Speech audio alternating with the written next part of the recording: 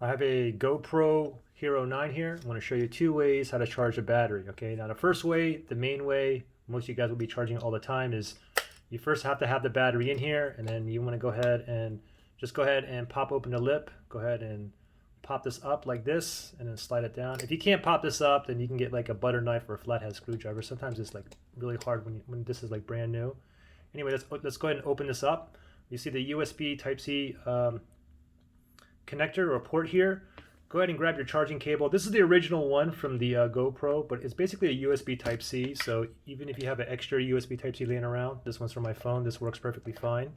So leave the battery in here, and then when we go ahead and plug this in, you should see a solid red light on both sides. So give it like a couple seconds. There's a red light there. If I turn it over, you see a red light here. Now you know, because of the solid red light here, we know the battery is charging, okay? If I pull the battery out while it's plugged in a little bit, the lights is going to go ahead and turn off, all right? So that's the first way to charge your battery. Also, just FYI, a lot of people don't notice, but even if you don't have a battery in here and you have a cable in here that's charging, you're still able to use your GoPro.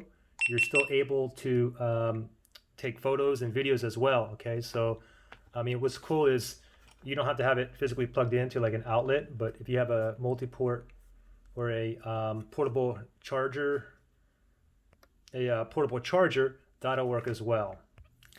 And really quickly, if you guys have your battery in here and you're trying to charge it and you don't get the solid red light, then what you should do is just go ahead and just pull the battery back out and then put it back in and then see if it works, okay? Anyway, the second way to charge it is you can get one of these here, these adapters here. Now this goes to my Canon DSLR, but they have these on Amazon for the GoPro Hero 9 battery as well, where you can just charge it like that and have like backups and whatnot till it's fully charged. So anyway, there you go. Pretty simple.